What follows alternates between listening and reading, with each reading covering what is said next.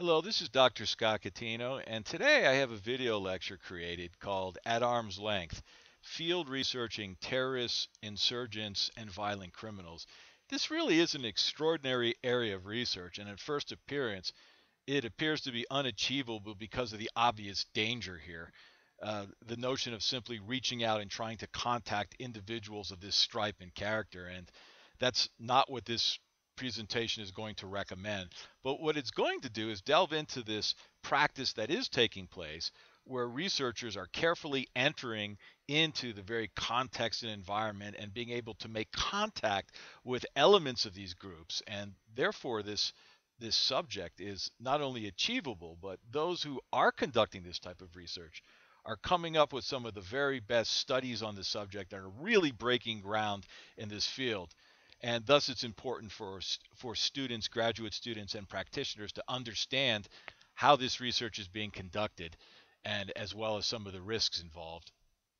So, what are our objectives over the course of the next 20 minutes or so?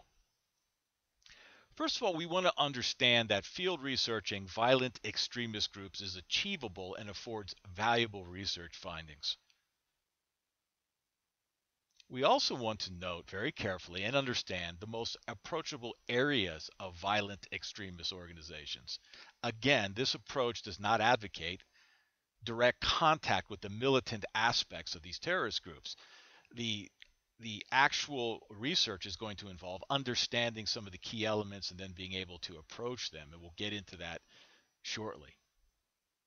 And the third part is to understand the dangers, risks, and problems of field researching violent extremist groups. There certainly are risks, even when a more cautious approach and a nuanced approach is taken. We also want to define field research. In the security field, we want to try to understand and have ready the very methods that are going to allow us to directly enter these spheres of the activities and the operations of these VEOs. And that would involve entering their geographic information in cyberspace. And I've expanded the definition, admittedly, of the term field research to not just include the physical or geographical environment, because our subject operates certainly in information in cyberspace. Again, I want to make very, very clear in this presentation that I'm not condoning or recommending direct contact with the militant wings and violent extremist organizations. That's simply not what this type of research discusses. The many books that I've written on this subject certainly warn against doing such a thing and are very careful to encourage the research to avoid that very area of danger. Obviously, the recent killings and beheadings of journalists are cases in point of how dangerous that type of direct contact is, and I'm certainly not recommending that. And also, we need to understand very clearly the increasing use of violence against social scientists and security researchers.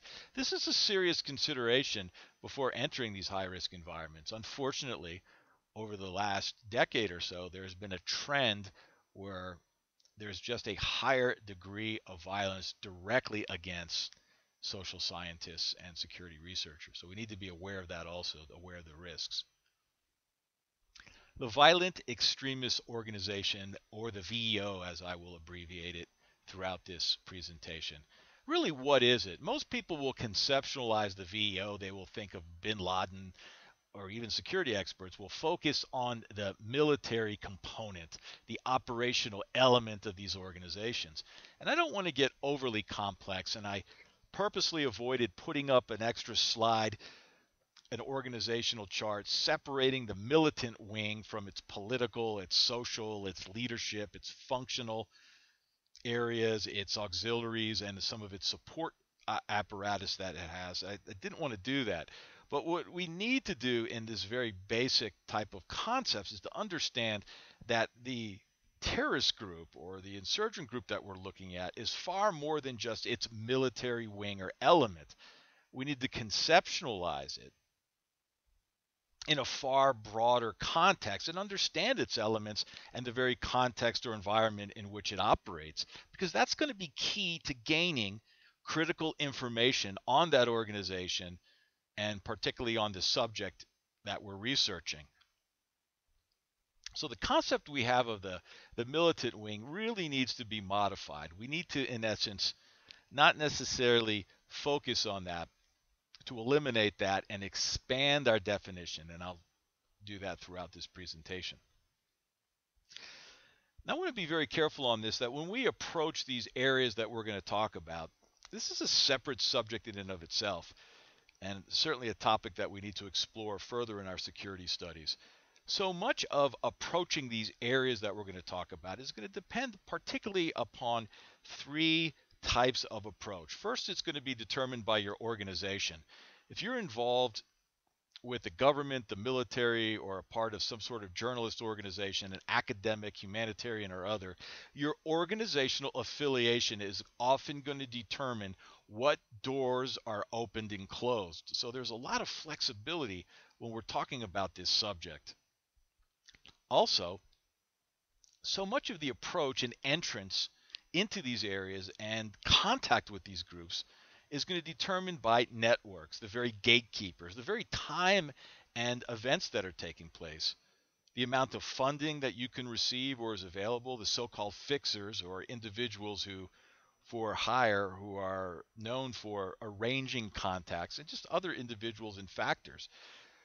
The very worst thing a researcher can do is try to make a cold call type of contact, but through either email or another way. Then the networks are critical and often take years of development and are to be cultivated. And a lot of this is just admittedly individual skill. It's determined by the personality, the skill, the experience, and trust developed with the contacts by the researcher.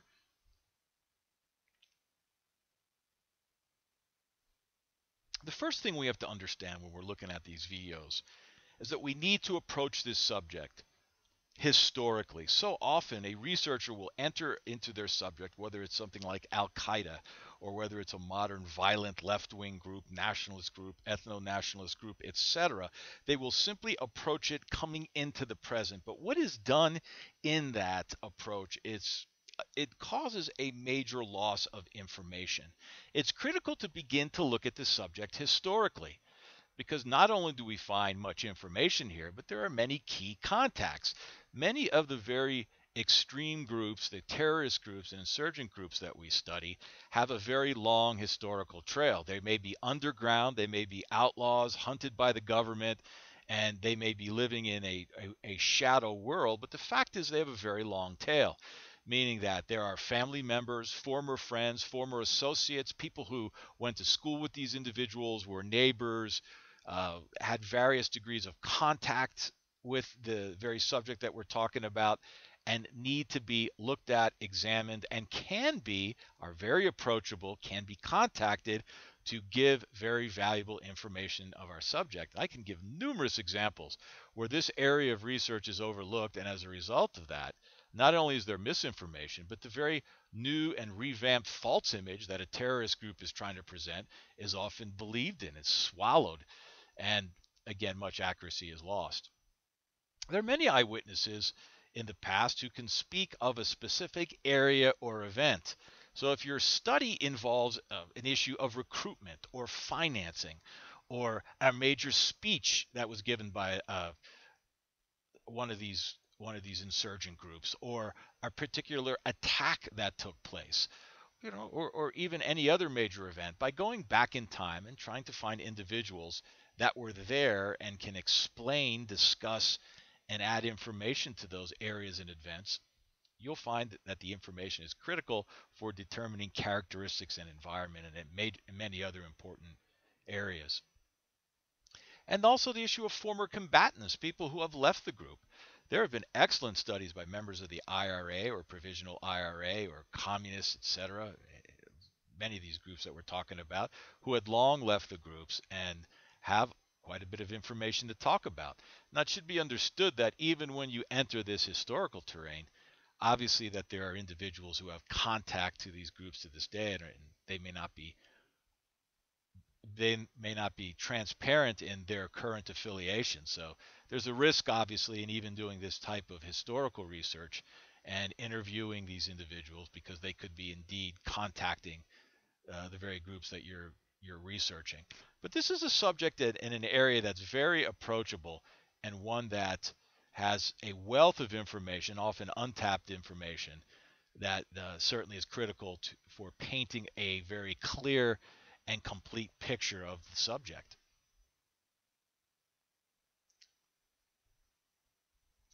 Well, when we go out of the past and we go into the contemporary operational environment, or what I like to say, the lateral groups related to these VEOs, we find there are very key players that have a lot of information to furnish on the very subjects, these insurgent groups and these VEOs. Individuals who are in the past, they're called defectors. These are individuals who have left, they were fighters and they have left the organization for a variety of reasons, from personality conflicts to dangers, for disagreements, for refusal to take part of the criminality, for fear of prosecution or death by the government. Certainly, this is something that has taken place historically. We saw recently in Afghanistan the R2 program, the idea of getting the combatants, these insurgents, the Taliban and the Haqqani network, to reconcile and to reintegrate into society. And this is nothing new that's taking place in, obviously, in Afghanistan. And this goes all the way back to the Vietnam War and before that, where the Chu Hoi program took place in Vietnam, where communists were persuaded to come over to the opposite side. And many of these individuals had very, very high value information. Often these individuals are people that have just key insights into the very groups that are being researched, and they're very accessible. And much of the same could be said of prisoners. Many of the criminals that we study, many of these insurgent groups, are people that are entained in prisons, and being able to gain access to these types of prison settings really is not beyond reach. And researchers who have done this, who have appeared in court hearings or have examined the transcripts, have gained a wealth of information on the very groups that they're studying. Also, it's important to look at splinter groups. The rise of many terrorist organizations and insurgent groups often involves fierce political infighting, and often leadership fights that cause a splintering or a division in the group, where a segment, a section breaks off and forms its own organization. These groups are often less violent, and some may even repudiate the violence that is beginning to take place or intensify in a group, and they often have a lot to say about the very group they broke away from. This is an area that should be explored and should certainly be considered, either directly by contacting them or by looking at the information that they're sharing. We need to also consider journalists, and I'm not just talking about mainstream American journalists or Western journalists. It's very common for terrorist organizations or insurgent groups to have members that are, in essence, covert journalists working in the mainstream. I have a book on my desk right now that I'm picking up, which is an excellent example. When I was studying the insurgency in Nepal, I purchased a book by Lee Anesto, and it's called Dispatches from the People's War in Nepal. It is so crystal clear that this woman here, who is writing this very insightful book, who was allowed by the Nepalese insurgents to embed with them and to go into their deepest organizational structures and accompany them, that is to say, this insurgent terrorist group, and to travel all across Nepal and to make contact with the various wings, groups, members of the organization. It is very glaringly obvious that she is a communist and she is a supporter of the organization. But the fact that she operates as a journalist openly reveals a lot of information, and her book is very insightful. And then people like this are often willing to be contacted, and the obvious reason is they want to message, to use this as an opportunity for the researcher to reverberate or to message some of the central propaganda themes of this particular communist organization. Yet, these types of contacts are still valuable, if anything, to gain a better understanding of the propaganda messages that are used. Humanitarian groups, and again, I'm not talking about mainstream Western groups, but these terrorist organizations and insurgent groups often have a humanitarian wing or a humanitarian organization that is a front group, a cover group, a major propaganda political weapon that is used, and they're often very accessible. I think of the Bahrain Human Rights Society, uh, an open supporter of the Shia terrorist groups that are operating in Bahrain today. In fact, it was founded by violent extremists who were able to be a part of the government's programs of, in essence, reconciliation and amnesty and incorporation into the government, but have continued their subversive work. This organization in particular uh, certainly is open to the public, shares its information, and contacts Westerners, journalists, researchers, etc., but is certainly directly operating with the Shia terrorists that are operating in Bahrain. Again, a source of information. That's not to say that it's going to be pure in information, but it indeed is a source of information to be analyzed and should be analyzed. And there's also the human domain, the very human terrain, the area surrounding where these terrorist organizations and insurgent groups operate.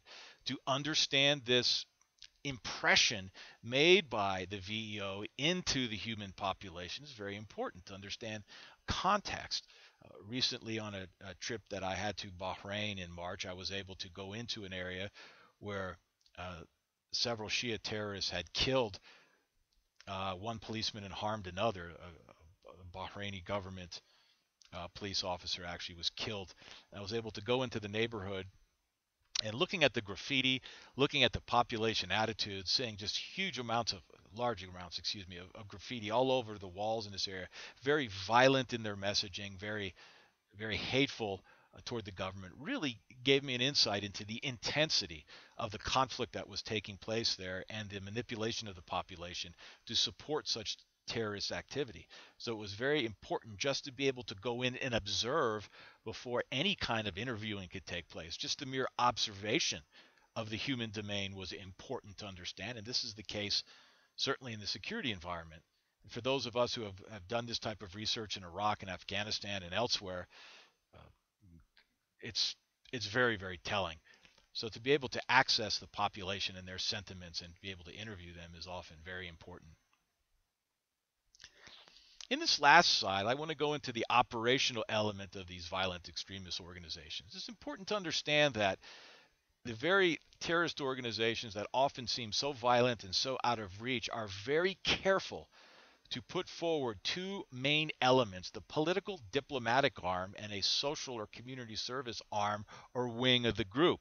And I'm particularly Hamas, for instance, or Hezbollah, very violent, very extreme organizations, yet their political, diplomatic, and their social or community service wings of their groups are very open to talk to, and many researchers have accessed these types of groups. The first that I want to briefly focus on is the political diplomatic. I was very surprised when I was in Afghanistan during a key leader engagement and speaking with a certain individual, I'd rather not mention his name, who was very well involved with the Afghan government. And as we were talking about the security environment and population sentiments and key trends, etc., he just openly stated that if we would like to meet with a Taliban member, that is possible, he could arrange it. And this just called attention to the fact that the Taliban, even a group as violent as that, have members that are indeed working their political and diplomatic warfare and messaging. And these individuals readily meet with members of the opposing side, and not just at the very high levels of Washington and at the State Department, but even at a lower level. And these types of individuals are very accessible. And that's not to say there isn't a risk involved in this. I mean, there certainly is a risk. And they're considering security measures and instinct, as so many researchers have stated, is very important. But many researchers in this field have talked about the contacts they made with groups like Hamas or Hezbollah, etc., because of the fact that this political diplomatic wing is so active and so open. And much could be said about a similar element or wing of these violent extremist organizations is their community outreaches, their social aspects that they have.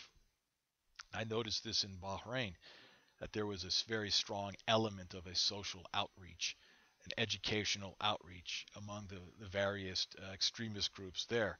And this could be said all over the world. This type of approach is used. And this wing or these types of individuals working directly with the VEOs are certainly open to discuss the issues. And amid the propaganda and their hope to message their propaganda themes through the researcher, some valuable information can indeed emerge.